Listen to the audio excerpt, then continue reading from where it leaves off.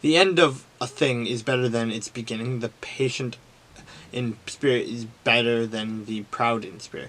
Do not hasten in your spirit to be angry, for anger rests in the bosom of fools. Do not say, why were the former days better than these? For you do not inquire wisely concerning this. Wisdom is good with an inheritance, and profitable to those who see the sun. For wisdom is a defense as money is a defense. But the excellence of knowledge is that wisdom gives life to those who have it. Consider the work of God, for who can make straight what he has made crooked. In the day of prosperity, be joyful. But in the day of adversity, consider surely God has anointed the one as well as the other, so that man can find out nothing that will come after him.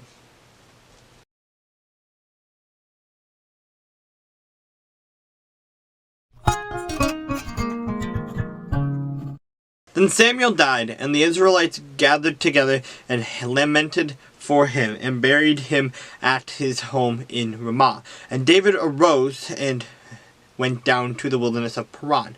Now there was a man in Maon, whose business was in Carmel, and the man was very rich. He had 3,000 sheep and 1,000 goats, and he was shearing his sheep in Carmel. The name of the man was Nabal, and the name of his wife Abigail, and she was a woman of good understanding and beautiful appearance.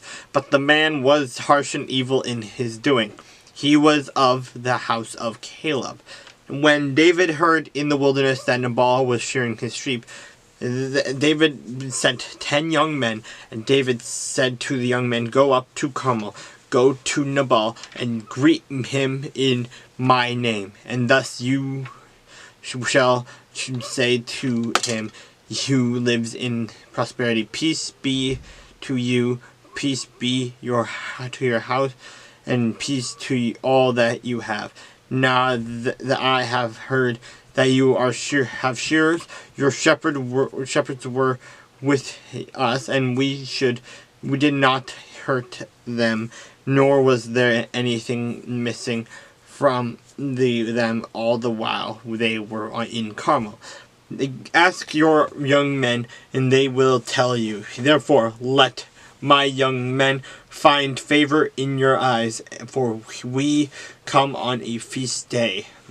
Please give whatever comes to your hand to your servants and to your son David. So when David's young men came, they spoke to Nabal according to all these words in the name of David, and what waited. Then Nabal answered David's servant and said, who is David, and who is the son of Jesse? There are many servants nowadays who break away each of one from his master. Shall I then take my bread and water and my meat then that I have killed for my shearers, and give it to men when I do not know where they are from? So David's young men turned on their heels and went back, and they came and told him all these words. Then David said to his men, every man gird on his sword. So every man girded on his sword, and David was also girded on his sword. And about 400 men went with David, and 200 stayed with supplies. Now one of the young men told Abigail, Nabal's wife, saying, look, David sent messengers from the wilderness to greet our master, and he reviled them.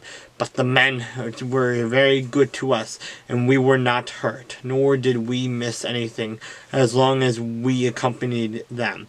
When we were in the fields, they were a wall to us both by day, night and day. All the nighttime we were with them keeping the sheep.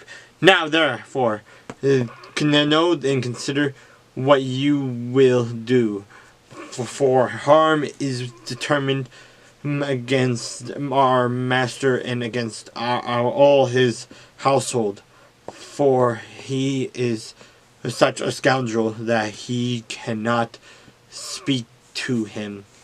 Then Abigail made haste and took 200 loaves of bread, 2 skins of wine, 5 sheep already dressed, 5 seahs of roasted grain, 100 clusters of raisins, and 200 cakes of figs, and loaded them on donkeys. And he said to her servants, "Go on before me. See, I am coming after you." But she did not tell her husband Nabal. So it was, as she rode on the donkey, that he went down under cover of the hill, and there were David and his men coming down toward her, and she met them. Now David had said, "Surely in vain I have protected all that this fellow has in the wilderness, so that nothing has missed of all that belongs to him, and he has repaid me evil for good. May God do so, and more also to the enemies of David, if I leave one male of all who belong to him by morning light."